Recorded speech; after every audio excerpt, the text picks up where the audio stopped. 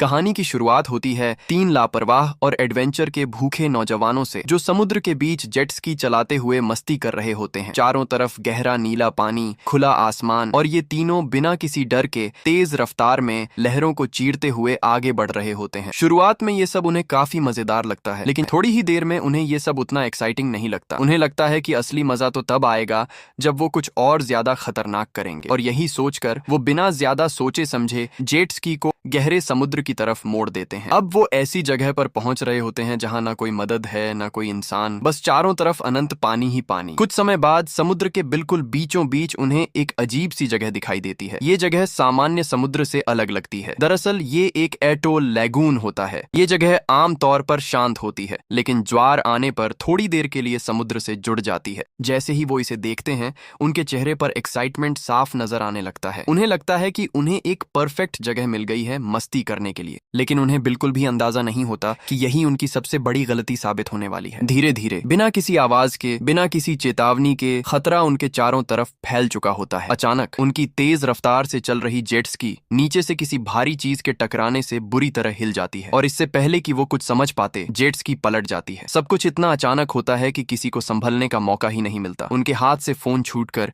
सीधे पानी में गिर जाता है और गहराई में कहीं गायब हो जाता है। आवाज सुनकर ऐना घबरा जाती है और तुरंत उठकर देखने लगती है कि आखिर हुआ क्या है। लेकिन जब वो चारों तरफ नजर दौड़ाती है तो उसे सिर्फ एक जेट स्की दूर पानी पर तैरती हुई दिखाई देती है। बाकी सब कुछ अजीब तरह से शांत हो जाता है। कुछ ही सेकंड बाद पानी में गिरे हुए दोनों लोग ऊपर आते हैं। उनकी सांसें तेज हो चुकी होती हैं और चेहरे पर साफ डर दिखाई दे रहा होता है। जूली, जो सबसे ज्यादा घबरा गई होती है, जल्दी जल्दी फ्लोटिंग पैड पर चढ़ जाती है। वो हड़बड़ाकर पूछती है कि अब भी क्या हुआ, लेकिन किसी के पास इसका जवाब नहीं होता। रेगो, जो शायद सबसे ज्यादा बेफिक्र है, उसे बस अपनी जेट स्की की चिंता होती है। उसे लगता है शायद कोई छोटा मोटा टकराव हुआ होगा। वो बिना ज्यादा सोचे फिर से पानी में उतरता है और जेट स्की की तरफ तैरने लगता है। लेकिन जैसे जैसे वो आगे बढ़ता है, उसे धीरे धीरे एहसास होने लगता है कि कुछ बहुत गलत है।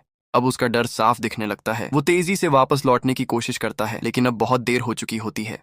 जैसे ही वो फ्लोटिंग पैड के पास पहुंचकर ऊपर चढ़ने की कोशिश करता है, अचानक कोई अनदेखी ताकत उसे नीचे की ओर जोर से खींच लेती है। सब कुछ बस एक सेकंड में खत्म हो जाता है। ऊपर मौजूद दोनों लड़कियां कुछ समझ ही नहीं पाती और अगले ही पल उनके सामने का पानी तेजी से लाल होने लगता है। उन्हें ये तो नहीं दिखता कि आखिर नीचे क्या है, लेकिन इतना समझ आ जाता है कि ये कोई सामान्य हादसा नहीं है। ऐना के दिमाग में तुरंत खतरे की घंटी बज जाती है। वो समझ जाती है कि अगर अभी भी उन्होंने यहाँ से निकलने की कोशिश नहीं की तो उनका भी वही हाल होगा। वो तुरंत फैसला करती है कि उन्हें पानी से जितना हो सके दूर रहना होगा। तभी उसकी नजर थोड़ी दूर एक उभरी हुई चट्टान पर पड़ती है और यहीं से शुरू होती है उनकी असली सर्वाइवल फाइट। ऐना जैसे ही उस चट्टान को देखती है, उसके अंदर एक छोटी सी उम्मीद जागती है। वो तुरंत जूली को इशारा करती है कि अगर उन्हें जिंदा रहना है तो किसी भी हालत में उस चट्टान तक पहुंचना होगा। दोनों बहुत सावधानी से फ्लोटिंग पैड को उस दिशा में बढ़ाने लगती हैं। अब उनकी हर हरकत बहुत सोच समझ कर हो रही होती है, क्योंकि उन्हें डर है कि जरा सी हलचल भी उस अनजान खतरे को फिर से उनकी तरफ खींच सकती है। दोनों धीरे धीरे पानी पर आगे बढ़ रही होती हैं, सांसें रोके हुए, दिल जोर जोर से धड़क रहा होता है। चारों तरफ सन्नाटा है, लेकिन उसी सन्नाटे में एक अजीब सा डर छुपा हुआ है। तभी अचानक दोनों एकदम से रुक जाती हैं। उनके नीचे से कुछ बहुत बड़ा, बहुत ही खामोशी से गुजर रहा होता है। जैसे ही वो नीचे झांकती हैं, उनका खून जम जाता है। उनके ठीक नीचे एक लगभग 9 मीटर लंबी विशाल किलर व्हेल तैर रही होती है। धीरे धीरे, बिना किसी जल्दी के, जैसे वो उन्हें देख रही हो, समझ रही हो। उसके शरीर पर लगा खून साफ दिखाई दे रहा होता है, और जैसे ही वो उनके नीचे से गुजरती है, खून के छींटे उनके ऊपर तक आ जाते हैं। अब दोनों के चेहरे पर सिर्फ डर नहीं, बल्कि साफ मौत का एहसास नजर आता है। अब वो कोई रिस्क नहीं लेना चाहती। दोनों पूरी ताकत से चट्टान की तरफ पैड को धकेलने लगती हैं। इस बार वो धीरे नहीं, बल्कि जितनी तेजी से हो सकता है उतनी तेजी से आगे बढ़ रही होती हैं। उन्हें लगता है कि अगर वो उस चट्टान तक पहुंच गईं तो शायद बच सकती हैं। लेकिन जैसे ही वो चट्टान के बिल्कुल पास पहुंचती हैं, तभी अचानक उनका फ्लोटिंग पैड रुक जाता है, एक झटके में। और इससे पहले कि वो कुछ समझ पाएं, पैड पीछे की ओर खींचना शुरू हो जाता है। दोनों पूरी ताकत लगा देती हैं, हाथों से पानी को जोर जोर से मारती हैं, आगे बढ़ने की कोशिश करती हैं, लेकिन कोई फायदा नहीं। ऐसा लग रहा होता है जैसे कोई बहुत ताकतवर चीज उन्हें पीछे खींच रही हो। धीरे धीरे वो वापस उसी जगह पहुंच जाती हैं जहां से उन्होंने शुरू किया था। कुछ सेकंड बाद खींचने वाली ताकत अचानक गायब हो जाती है और पैड फिर से शांत हो जाता है। अब एना समझने की कोशिश करती है कि आखिर ये हुआ कैसे। तभी उसकी नजर पैड के पीछे जाती है जहां एक रस्सी बंधी होती है। उसे समझ आते देर नहीं लगती कि वही व्हेल उस रस्सी को पकड़कर उन्हें वापस खींच रही थी। यानी ये कोई अचानक हमला नहीं था, बल्कि वो जानबूझकर उनके साथ खेल रही थी। एना तुरंत उस रस्सी को पानी से बाहर खींच लेती है ताकि दोबारा ऐसा ना हो सके। लेकिन अब उसके दिमाग में एक और बात चल रही होती है। उसे याद आता है कि किलर व्हेल की इंटेलिजेंस काफी ज्यादा होती है, लगभग एक 15 साल के इंसान जितनी। और जिस तरह से वो अभी तक हरकत कर रही है उससे साफ है कि वो सिर्फ शिकार नहीं कर रही बल्कि खेल भी रही है। तभी एना की नजर व्हेल की पीठ पर जाती है और वो एक अजीब सी चीज नोटिस करती है। व्हेल की रीढ़ सीधी नहीं होती बल्कि थोड़ी मुड़ी हुई होती है। ये देखकर एना समझ जाती है कि ये व्हेल सामान्य नहीं है, ये लंबे समय तक कैद में रही है। क्योंकि जो व्हेल्स एक्वेरियम में रखी जाती हैं उन्हें खुलकर तैरने की जगह नहीं मिलती। वो बार बार एक ही दायरे में घूमती रहती हैं, जिससे उनकी पीठ पर एक तरफ का दबाव पड़ता है और धीरे धीरे वो टेढ़ी हो जाती है। इसके अलावा शो के दौरान बार बार पानी से बाहर कूदने की वजह से भी उनकी बॉडी पर असर पड़ता है। यानी साफ है ये व्हेल कभी इंसानों के बीच रह चुकी है। लेकिन असली सवाल यह है कि अब वो इतनी खतरनाक क्यों हो गई है। असल में ये व्हेल हाल ही में एक्वेरियम से छोड़ी गई थी। लंबे समय तक कैद में रहने की वजह से उसकी सेहत खराब हो गई थी और एक्वेरियम वालों को डर था कि कहीं वो मर ना जाए या कोई हादसा ना हो जाए। इसीलिए उन्होंने उसे वापस समुद्र में छोड़ दिया। लेकिन उन्होंने शायद ये नहीं सोचा था कि इतने सालों तक कैद में रहने के बाद वो अचानक खुले समुद्र में कैसे रिएक्ट करेगी। एना के दिमाग में ये सारी बातें तेजी से घूम रही होती हैं, लेकिन वो जानती है कि अभी इन सब के बारे में सोचने का वक्त नहीं है। सच्चाई ये है कि वो व्हेल उन्हें दुश्मन मान चुकी है और अगर वो ऐसे ही बैठे रहे तो वो एक एक करके उन्हें खत्म कर देगी। एना गहरी सांस लेती है, खुद को शांत करने की कोशिश करती है और फिर जूली की तरफ देखती है। वो उसे समझाती है कि अब उनके पास सिर्फ एक ही रास्ता है, किसी तरह उस चट्टान तक पहुंचना। वो लगातार उसे हिम्मत देती रहती है ताकि वो डर के कारण कुछ गलत फैसला ना ले। दोनों सही मौके का इंतजार कर रही होती हैं जब व्हेल उनके नीचे से हटे और उन्हें थोड़ा सा समय मिल जाए। लेकिन तभी जूली अचानक हिम्मत जुटाती है।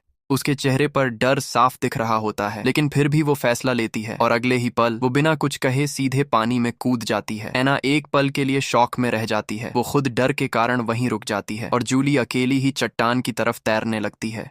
जूली के अचानक पानी में कूदते ही सब कुछ और ज्यादा टेंशन से भर जाता है। एना अभी भी डर के कारण वहीं रुकी रहती है, लेकिन जूली अब पीछे मुड़कर देखने का रिस्क नहीं लेती। वो पूरी ताकत से चट्टान की तरफ तैरने लगती है। इस दौरान उसके बैग से सामान गिरकर पानी में फैलने लगता है, लेकिन उस वक्त उसे किसी चीज की परवाह नहीं होती।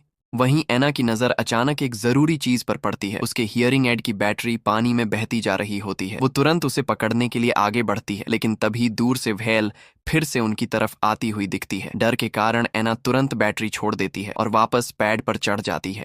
इस बार व्हेल सीधे एना पर हमला नहीं करती, बल्कि उसका ध्यान जूली की तरफ चला जाता है जो पानी में तेजी से तैर रही होती है। जूली अब चट्टान के काफी करीब पहुंच चुकी होती है। उसे भी खतरे का एहसास हो चुका होता है, इसलिए वो बिना सोचे समझे चट्टान के किनारे पर चढ़ने की कोशिश करती है। पत्थर नुकीले होते हैं, उसके हाथ पैर छिल जाते हैं, लेकिन जान बचाने के डर में वो दर्द को नजरअंदाज कर देती है और किसी तरह ऊपर चढ़ जाती है। एना ये सब देखकर थोड़ी राहत की सांस लेती है, लेकिन खुद अभी भी वहीं फंसी होती है। वो तुरंत अपना बैग उठाकर जूली की तरफ फेंक देती है ताकि जरूरी सामान उसके पास पहुंच जाए। लेकिन इस जल्दीबाजी में एक गलती हो जाती है। फ्लोटिंग पैड से जुड़ी रस्सी फिर से पानी में गिर जाती है और दोनों इस बात पर ध्यान नहीं देती। चट्टान पर पहुंच चुकी जूली अब थोड़ा सोचने लगती है और उसे एक आइडिया आता है। वो एक पत्थर उठाती है और कहती है कि वो व्हेल का ध्यान अपनी तरफ खींचेगी ताकि एना को तैरकर यहाँ आने का मौका मिल सके। एना डर के बावजूद खुद को तैयार करने लगती है। वो अपने अंदर हिम्मत जुटाती है, खुद को समझाती है कि अब या तो जान बचानी है या सब खत्म हो जाएगा। लेकिन जैसे ही वो कूदने के लिए खुद को तैयार करती है, तभी उसके पीछे से अजीब सी आवाज आती है, जैसे कुछ घिसट रहा हो। उसे अचानक कुछ याद आता है और वो घबरा कर पीछे मुड़ती है। वो देखती है कि पानी में पड़ी रस्सी एकदम सीधी खींच गई है, जैसे किसी ने उसे पकड़ लिया हो। अगले ही पल फ्लोटिंग पैड तेजी से हवा छोड़ने लगता है और धीरे धीरे बैठने लगता है। अब एना के पास कोई विकल्प नहीं बचता, या तो वो वहीं रहे और डूब जाए या फिर पानी में कूदकर अपनी किस्मत आजमाए। आखिरकार वो हिम्मत जुटाती है और पानी में कूद जाती है। जैसे ही वो पानी में उतरती है, वो पूरी ताकत से तैरना शुरू कर देती है। उसके अंदर डर तो बहुत होता है, लेकिन अब उसके पास रुकने का कोई ऑप्शन नहीं है। हर सेकंड उसे लगता है कि नीचे से वो व्हेल उसे पकड़ लेगी, लेकिन फिर भी वो रुकती नहीं। काफी कोशिशों के बाद आखिरकार वो चट्टान तक पहुंच ही जाती है। जैसे ही वो ऊपर चढ़ती है, दोनों कुछ देर के लिए वहीं बैठ जाती हैं, थकी हुई, डरी हुई, लेकिन जिंदा। अब थोड़ी राहत मिलने पर वो अपनी हालत चेक करती हैं। जूली की जांघ बुरी तरह कट चुकी होती है, शायद चट्टान पर चढ़ते वक्त लगी थी। एना तुरंत अपनी जैकेट उतारती है और पत्थर की मदद से उसे फाड़कर पट्टी बना देती है। वो आधा कपड़ा जूली के घाव पर बांधती है और बाकी से अपने पैर का जख्म कवर करती है, क्योंकि कूदते वक्त उसका पैर भी किसी तेज चीज से कट गया होता है। दोनों किसी तरह अपने घावों को संभालती हैं और फिर थोड़ी देर बाद बैठकर सोचने लगती हैं। अब धीरे धीरे उन्हें पूरी सिचुएशन समझ आने लगती है। वो अंदाजा लगाती हैं कि शायद वो व्हेल गलती से ज्वार के समय इस लैगून में आ गई होगी और जब पानी वापस नीचे गया तो वो यहीं फंस गई। यानी उसके लिए ये जगह अब एक कैद बन चुकी है, बिल्कुल वैसे ही जैसे पहले एक्वेरियम था। और शायद इसी वजह से वो इतना आक्रामक हो गई है। वो किसी को भी इस कैद में घुसते हुए देखती है तो उसे दुश्मन समझती है और हमला कर देती है। ये समझते ही दोनों के चेहरे पर निराशा साफ दिखने लगती है। अब उनके पास ना कोई जेट स्की बची है, ना कोई रास्ता और ना ही कोई मदद। उन्हें सिर्फ एक ही उम्मीद बचती है कि कोई यहाँ से गुजरे और उन्हें देख ले। एना तुरंत बैग खोलकर सामान चेक करती है, लेकिन उसमें सिर्फ एक च्यूइंग गम और एक छोटा सा डिब्बा ही बचा होता है। बाकी सब पानी में खो चुका होता है। अब मजबूरी में दोनों वही च्यूइंग गम शेयर करती हैं। शायद यही उनका आज का खाना होता है।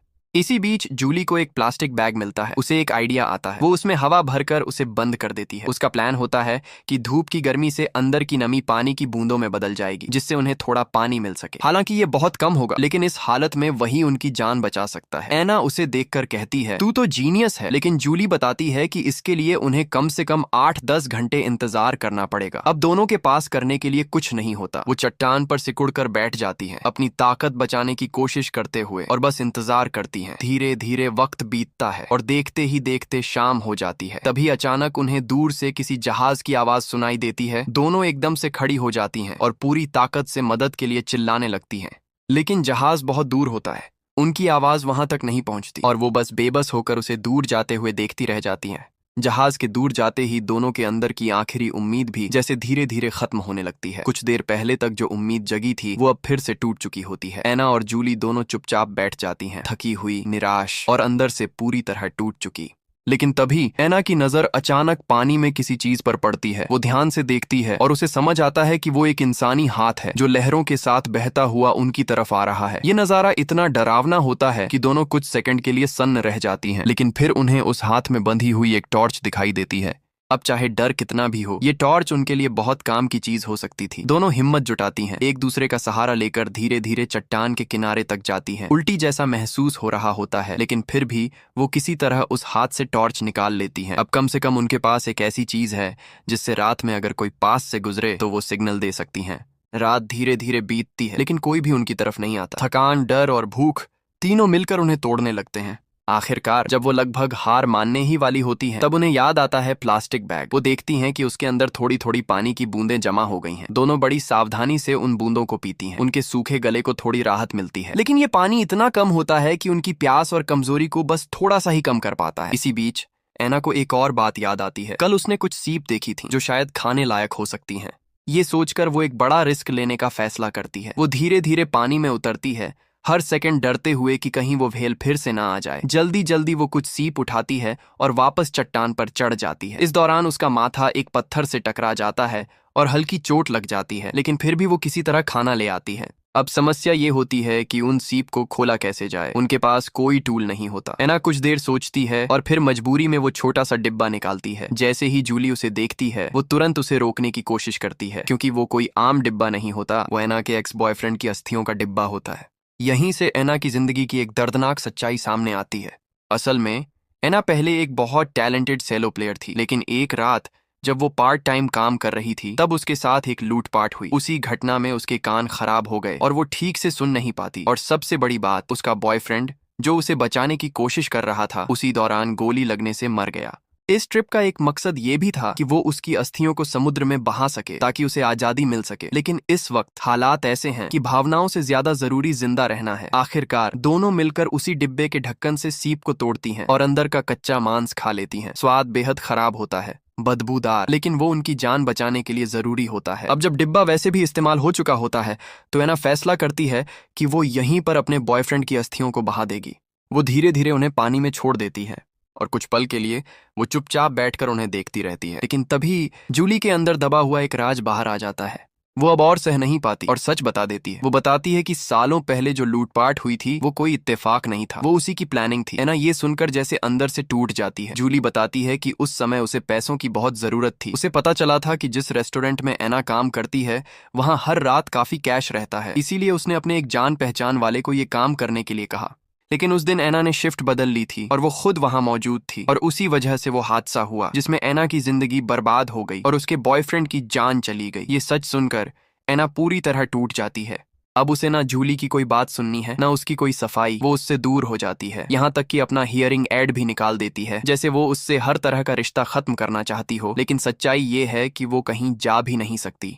वो दोनों अभी भी उसी चट्टान पर फंसी हुई हैं और हालत दिन ब दिन खराब होती जा रही है। जूली समझ जाती है कि अब अगर उसने कुछ बड़ा कदम नहीं उठाया तो दोनों यहाँ मर जाएंगी। इसलिए वो एक खतरनाक फैसला लेती है। वो तय करती है कि वो खुद को खतरे में डालकर एना के लिए एक मौका बनाएगी। उसका प्लान होता है कि वो उस बीच किनारे की तरफ तैरेगी जहां से वो पहले इस लैगून में आई थी और उसी दौरान एना को मौका मिलेगा कि वो भी पानी में कूदकर किसी दूसरी चट्टान तक पहुंच सके। ये एक तरह से उसकी जान की कीमत पर एना को बचाने की कोशिश होती है। धीरे धीरे बिना कुछ बोले जूली पानी में उतर जाती है। चारों तरफ सन्नाटा होता है, लेकिन उसे पता है कि वो व्हेल कहीं ना कहीं उसे देख रही है। जूली जैसे ही पानी में उतरती है, ऊपर से सब कुछ शांत दिखाई देता है, लेकिन अंदर ही अंदर एक खौफनाक खेल शुरू हो चुका होता है। पानी की सतह पर अजीब सी शांति होती है, जैसे तूफान आने से पहले का सन्नाटा। जूली जानती है कि वो व्हेल कहीं ना कहीं आसपास ही है, बस सही मौके का इंतजार कर रही है। दूसरी तरफ एना, जिसने अपना हियरिंग एड निकाल दिया होता है, पूरी तरह इस खतरे से अनजान होती है। उसे ये भी पता नहीं चलता कि जूली कब चुपचाप चट्टान छोड़कर दूर तैरने लगी। जब एना पीछे मुड़कर देखती है और जूली को वहां नहीं पाती तो वो घबरा जाती है और जोर जोर से उसे वापस आने के लिए चिल्लाने लगती है। लेकिन अब बहुत देर हो चुकी होती है। जूली अपना फैसला ले चुकी होती है। अचानक पानी के अंदर से एक डरावनी सी आवाज गूंजती है, एक ऐसी आवाज जो सीधे दिल में डर बैठा देती है। जूली समझ जाती है कि व्हेल ने उसे देख लिया है। अब वो अपनी पूरी ताकत लगा देती है और तेजी से तैरने लगती है। हर स्ट्रोक के साथ उसकी जान बचने की उम्मीद जुड़ी होती है। कुछ ही पलों में वो विशाल व्हेल फिर से सामने आ जाती है और इस बार वो सीधे जूली के पीछे पड़ जाती है। एना ये सब देख लेती है और उसी पल उसे समझ आ जाता है कि ये सब जूली जानबूझकर कर रही है ताकि उसे एक मौका मिल सके। अब एना के पास सोचने का समय नहीं होता। वो बिना एक सेकंड गंवाए पानी में कूद जाती है और दूसरी दिशा में पूरी ताकत से तैरने लगती है। लेकिन तभी कुछ अजीब होता है। व्हेल जो जूली का पीछा कर रही थी अचानक रुक जाती है। जैसे ही उसे एना की हरकत महसूस होती है, वो तुरंत अपना रुख बदल देती है और एना की तरफ तेजी से बढ़ने लगती है। अब एना सीधे खतरे में आ चुकी होती है। वो घबराकर पास की एक दूसरी चट्टान की तरफ तैरती है और किसी तरह उस पर चढ़ जाती है। उसका दिल इतनी तेजी से धड़क रहा होता है कि जैसे अभी बाहर आ जाएगा।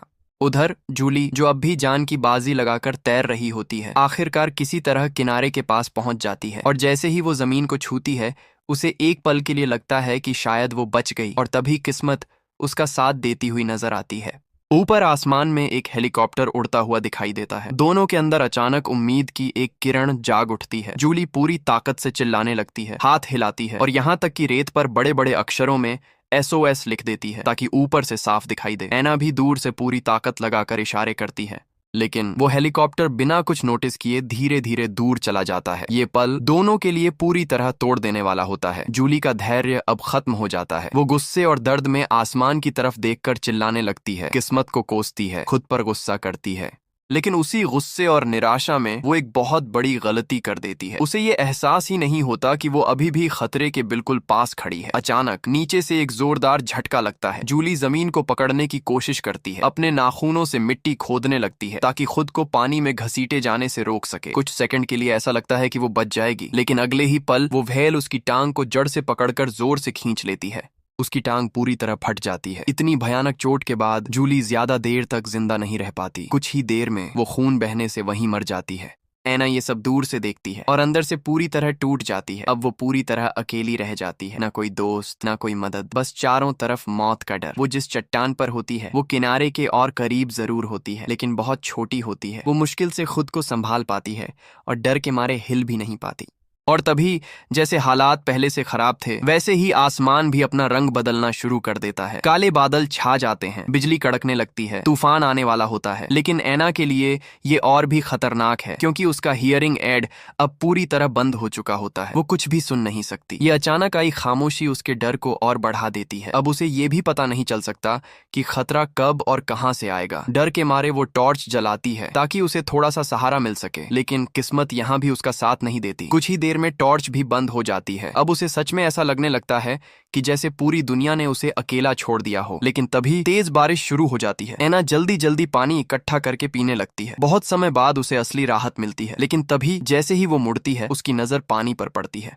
वो व्हेल फिर से वहां होती है और इस बार वो बहुत पास होती है।